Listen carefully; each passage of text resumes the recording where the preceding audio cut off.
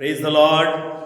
प्रभु यीशु मसीह के पाक सच्चे नाम में पिता परमेश्वर यहोवा की महिमा हो और आप सभी को मसीह यीशु में शादर शालोम। परमेश्वर के वचन से एक खास विषय पर आज मनन करने के लिए मैं आप सबका स्वागत करता हूं और वो विषय है पवित्र आत्मा के बपतिस्मा का चिन्ह। पवित्र आत्मा के बपतिस्मा की आवश्यकता क्यों है? मत्ती 12 अध्याय के 43 से 45 वचन बताता है, जब अशुद्ध आत्मा मनुष्य में से निकल जाती है तो वह मनुष्य जो है उजाला से भर जाता है। वह व्यक्ति के जीवन से बुराइयां दूर हो जाता है, झाड़ा बहारा साफ सुथरा हो जाता है उसका जीवन सजा सजाया हो जाता है, अर्थात अच्छी आदतें अच्छी बातें उसके जीवन में आ जाती है, लेकिन उसका जीवन सुना होता है। इसलिए अशुद्ध आत्मा जो है उस व्यक्ति को फिर से पुराने पाप में पुरानी बातों में फंसा देता है और वो व्यक्ति हार जाता है अकेला होने के कारण, सुना होने के कारण। और पवित्र आत्मा की सहभागिता के बावजूद वह व्यक्ति कमजोर पड़ता है, जिसके कारण फिर से वो पुरानी बातों में चला जाता है, पुनः पतन में चला जाता है।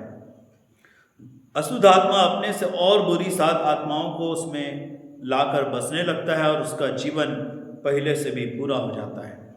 दूसरा पत्रस 2 अध्याय उसके 20 और 21 वचन भी यही बताता है कि एक व्यक्ति यीशु मसीह की पहचान को प्राप्त करने के बाद, प्रभु यीशु मसीह का प्रकाशन ज्ञान जब उसे मिलता है तो वो संसार की अशुद्धता से बाहर निकल जाता है, लेकिन फिर से वो पाप का सामना करके पाप पर विजय नहीं पा पाता है और वो फिर से पाप रूपी अशुद्धता में फिर से गिर जाता है और बुरी दशा में और ज़्यादा पाप में और ज़्यादा बुराइयों में चला जाता है।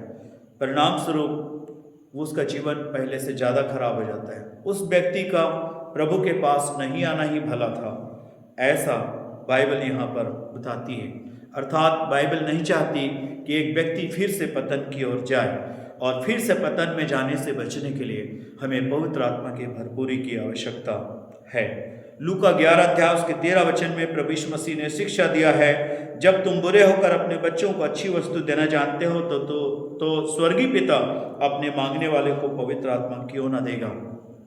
हमें प्रभु यीशु मसीह के नाम में स्वर्गीय पिता परमेश्वर यहोवा के चरणों में जाकर पवित्र आत्मा की भरपूरी अर्थात पवित्र आत्मा के बपतिस्मे की मांग करना चाहिए, और यह काम प्रभु यीशु मसीह हमारी जिंदगी में करेंगे। मत्ती 3 अध्याय के 11 वचन में यूहन्ना बपतिस्मा दाता यह कहते हुए दिखाई देते हैं, मैं तो पानी से तुम्हें मन फिराव का बपतिस्मा देता हूँ, परंतु जो मेरे बाद आने वाला है वह मुझसे शक्तिशाली है और मैं उसकी जूती उठाने की योग्य नहीं हूँ। वह तुम्हें पवित्र आत्मा और आग से बपतिस्मा देगा। यहाँ पानी के बपतिस्मा का वर्णन है।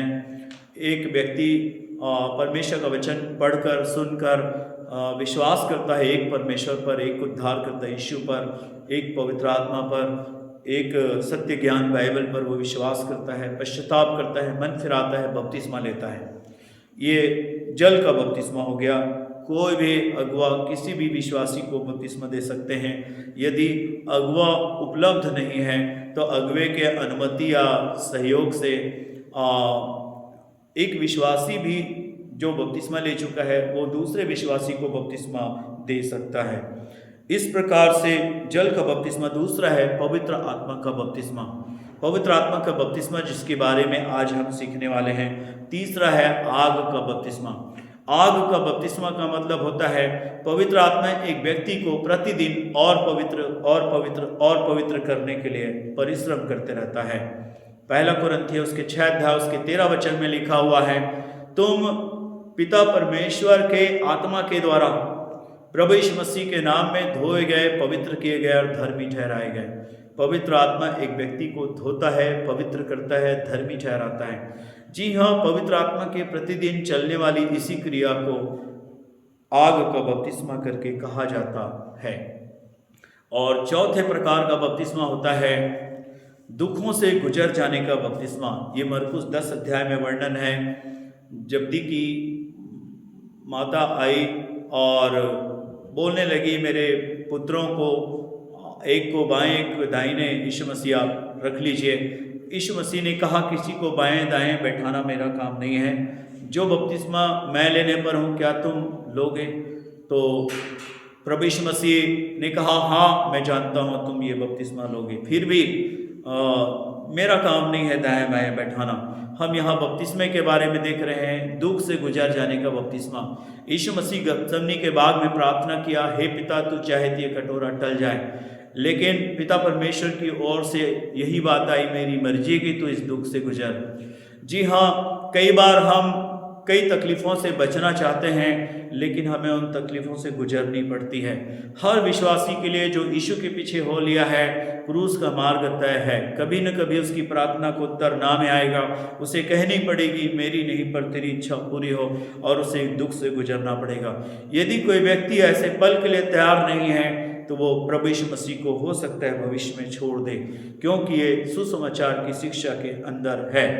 जी हाँ, ये 4 प्रकार के बपतिस्मे का वर्णन हमें पवित्र शास्त्र में प्राप्त होते हैं, और एक विषय, एक बपतिस्मा जिसके बारे में अभी हम देख रहे हैं वो है पवित्र आत्मा से बपतिस्मा, पवित्र आत्मा की भरपूरी को पाना।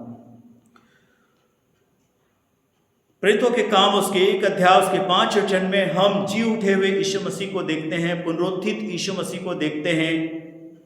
पुनरुत्थित यीशु मसीह 40 दिन अपने चेलों और विश्वासियों के मध्य रहते हैं और कहते हैं, यूहन्ना ने तो पानी में तुम्हें बपतिस्मा दिया है, परंतु थोड़े दिनों के बाद तुम पवित्र आत्मा से बपतिस्मा पाओगे। जब पवित्र आत्मा तुम पर आएगा तब तुम सामर्थ पाओगे, तब तुम मेरे गवाह होगे। यरूशलेम में, यहूदिया, सामरिया और पृथ्वी के छोर छोर तुम मेरी गवाही दोगे। और जब तक तुम पर पवित्र आत्मा ना उतरे तब तक तुम यरूशलेम को नहीं छोड़ना, यहीं ठहरे रहना, प्रभु यीशु मसीह ने उनसे कहा। यह वचन जैतून पहाड़ में कहा गया। प्रभु यीशु मसीह ने अपने चेलों से कहा स्वर्गारोहण से पहले। जैतून पहाड़ से चेले वापस आते हैं और यरूशलेम में सुलेमान के उसारे में, संभवतः यह सुलेमान का उसारा मंदिर का ही एक कक्ष था जो मंदिर के परिसर का अंदर था, और इसे घर करके भी बाइबल में संबोधित किया गया है।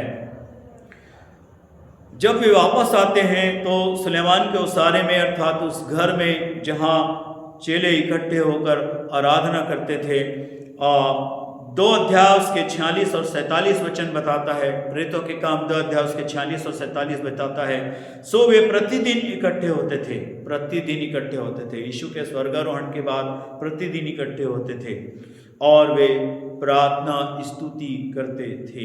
हालेलुया, परमेश्वर की बड़ाई और महिमा हो। ये वे किया करते थे। कितना अद्भुत बात है।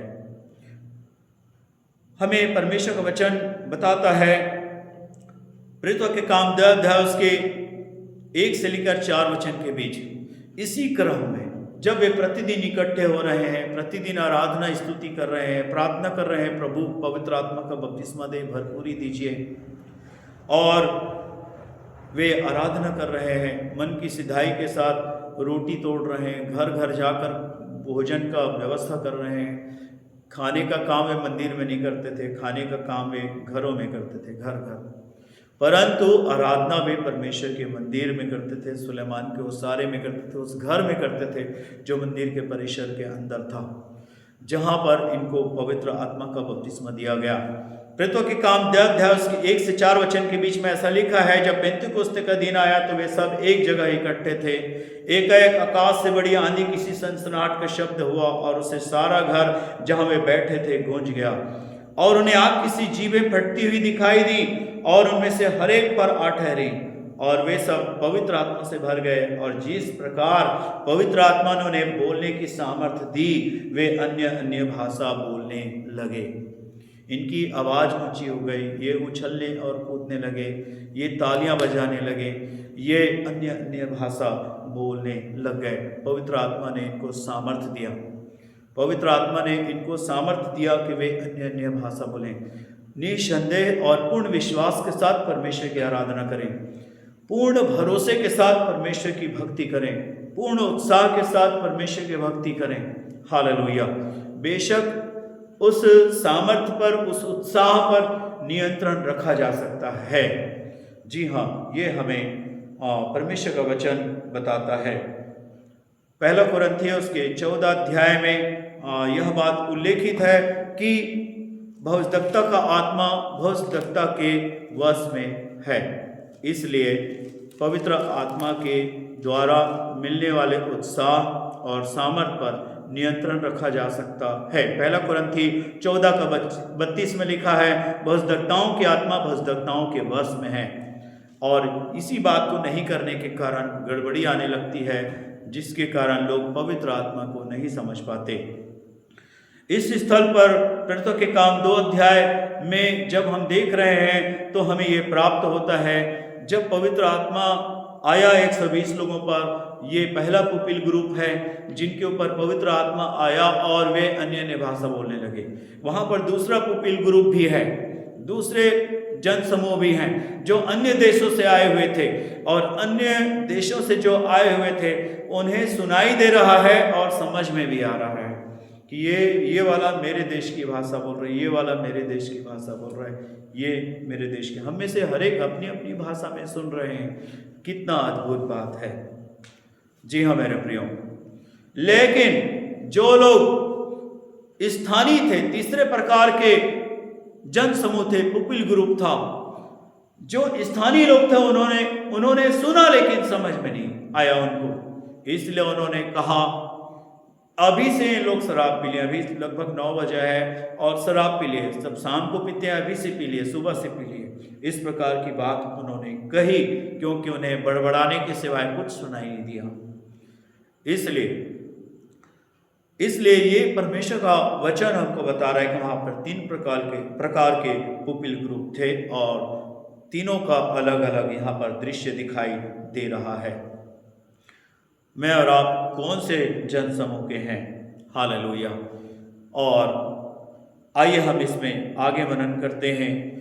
जब ये रोज इकट्ठे होकर आराधना कर रहे थे, बताए हुए दिनों में, ठहराए हुए स्थान पर, और वे प्रतीक्षा कर रहे थे कि पवित्र आत्मा की भरपूरी हमें मिल जाए, बपतिस्मा हमें मिल जाए, पवित्र आत्मा का बपतिस्मा अर्थात भरपूरी मिल जाए।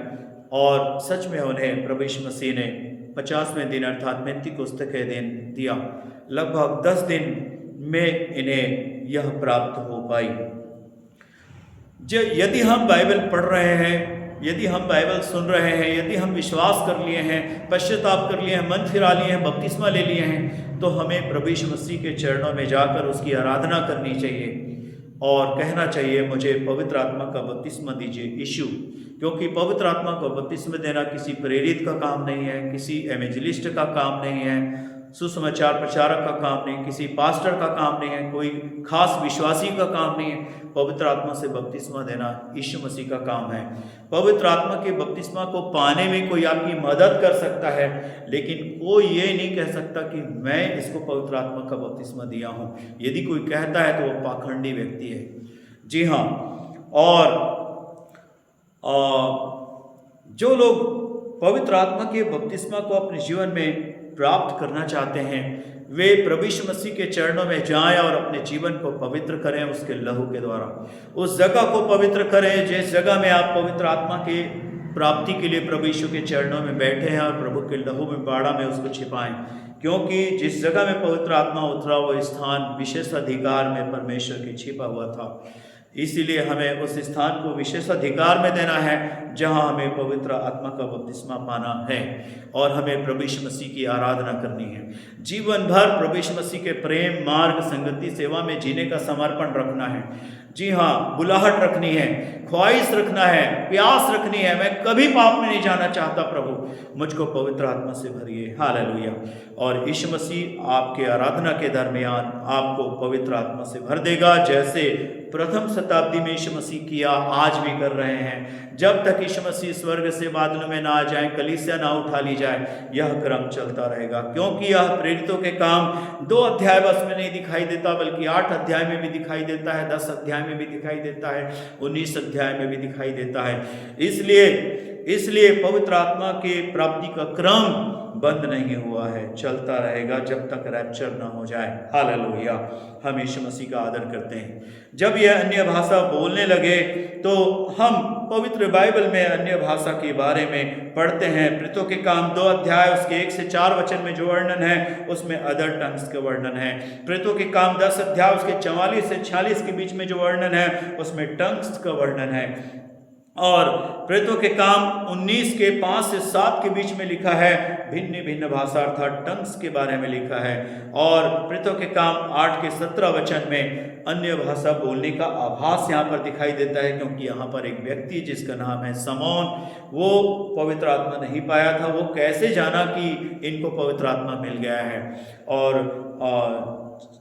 चेले वहाँ पर देख रहे हैं कि इनको पवित्र आत्मा मिल गया है। तो चेले लोग तो जान सकते हैं क्योंकि उनको पवित्र आत्मा पाने का अनुभव है, लेकिन समौन नहीं जान सकता।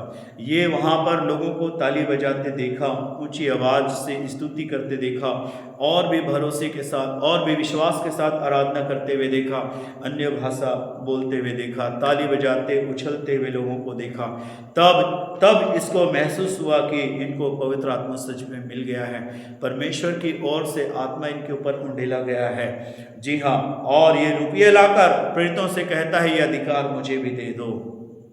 रुपये से नहीं मिल सकता, ये परमेश्वर देता है कि कौन व्यक्ति पवित्र आत्मा पाने में किसकी मदद करेगा, ये परमेश्वर देता है। ये प्रेरितों के हाथ रखने से पवित्र आत्मा उतरा। ये समौन का स्टडी है, बाइबल का ये है कि पवित्र आत्मा पाने में प्रेरितों ने मदद किया उन लोगों को। हालेलुया, परमेश्वर का आदर करते हैं। हम 5 प्रकार के अन्य भाषा पवित्र बाइबल में देखते हैं। पहला कुरिन्थी 14 के 2, 4, 13 और 27 वचन में अनजानी भाषा शब्द आया है, अननोन टंग्स। अननोन टंग्स का मतलब होता है ऐसी भाषा जिसको सुनने वाला भी नहीं समझेगा और बोलने वाला भी नहीं समझेगा। उदाहरण के रूप में दानियल 5 का 5 और 24 से 28 वचन को हम ले सकते हैं। स्वर्ग से परमेश्वर की ओर से एक हाथ प्रकट हुआ बेबीलोन के राज दीवार के ऊपर, और उसने लिख दिया मने मने तेकेल उपरशीन। दुनिया के सब देशों से बेबीलोनियन एम्परर जो है ज्ञानी लोगों को अपने देश में इकट्ठा करके रखा था, और उनको बोलता है कि इसको पढ़ के मुझको समझाओ। लेकिन कोई भी विद्वान, दुनिया का कोई भी विद्वान, तांत्रिक, होनहार बताने वाला, पंडित, जादूगर, कोई भी व्यक्ति, ज्योतिषी उसको बता नहीं सके। तब दानियल बुलाया जाता है क्योंकि उसमें ईश्वर का आत्मा था, पवित्र आत्मा था, और दानियल बता दिया। मानो तू तराजू में तौला गया, हल्का पाया गया। तेरे राज्य के दिन गिनकर अंत कर दिए गए हैं, और तेरा राज्य जो है मांदियों को सौंप दिया गया, फारसियों को सौंप दिया गया है। और उसी रात मेडो पर्शिया किंगडम का उदय हो जाता है, बेबीलोनियन किंगडम समाप्त हो जाता है। जी हाँ, अन्य भाषा आया लेकिन कोई उसे समझ नहीं सका। जी हाँ, और ये परमेश्वर की ओर से है। तो अनजानी भाषा भी परमेश्वर की ओर से होता है। बोलने वाला भी नहीं समझेगा, सुनने वाला भी नहीं समझेगा। पहला कुरिन्थी 14 के 5, 22 और 23 वचन में लिखा है भिन्न भिन्न भाषा, डिफरेंट टंग्स।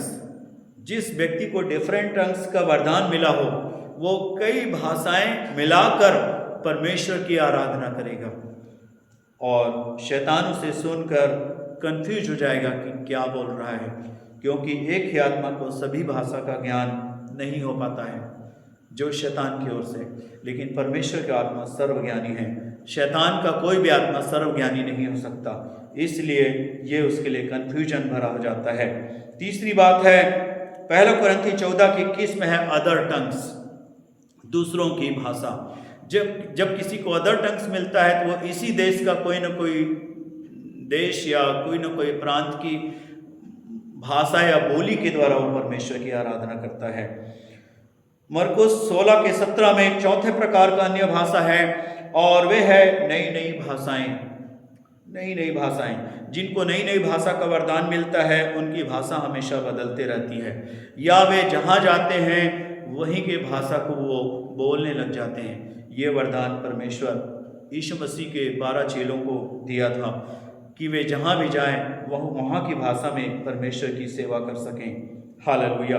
पहला कुरिन्थियों के 12 अध्याय के 10 वचन में 5वें प्रकार की अन्य भाषा है वेरियस काइंड्स ऑफ टंग्स, नाना प्रकार की भाषाएं, नाना प्रकार की भाषाएं। तो कई प्रकार की भाषा में परमेश्वर की आराधना करना, एक ही समय में वो मिलाकर नहीं परंतु क्रम से वो अलग अलग भाषा में परमेश्वर की आराधना करता है। हालेलुया। और ये पवित्र आत्मा के द्वारा होता है। जब अन्य भाषा को बोलने वाला नहीं समझता, सुनने वाला नहीं समझता, तो हम कैसे जानेंगे कि मुझ में कौन सा आत्मा काम कर रहा है? इसका एक बहुत अच्छा उदाहरण है।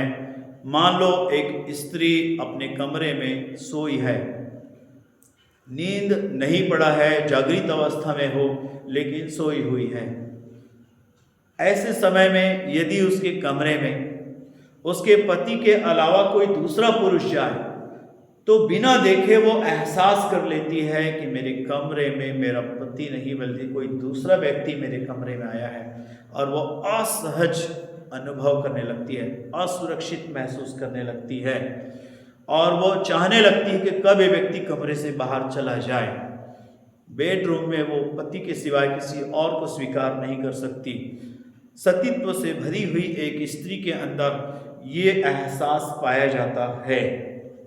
जी हाँ मेरे प्रियो, जिस प्रकार सतीत्व से भरी हुई एक स्त्री दूसरे पुरुष की उपस्थिति को भांप जाती है बिना देखे, उसी प्रकार यदि हमारे जीवन में ऐसी आत्मा काम कर रहा है जो परमेश्वर की ओर से नहीं है, तो हमारी आत्मा उसे स्वीकार नहीं करेगी। हमारा देह उसके लिए डिजाइन नहीं किया गया है, हमारा देह भी उसे स्वीकार नहीं करेगा, हमारा प्राण उसके साथ आनंदित नहीं हो सकता। यदि हम परमेश्वर की संतान हैं, यदि हम यीशु मसीह पर विश्वास करते हैं तो हम परमेश्वर की संतान हैं, और यदि परमेश्वर की संतान हैं तो दूसरी आत्मा की सहभागिता को हमारा देह, प्राण और आत्मा स्वीकार नहीं कर सकती, असहज अनुभव करेंगे। और यदि असहज अनुभव होता है तो हमें उस आत्मा को यीशु मसीह के नाम से इनकार करना है, उसे दूर कर देना है, और केवल पवित्र आत्मा का बाट जोना है, केवल पवित्र आत्मा को स्वीकार करना है।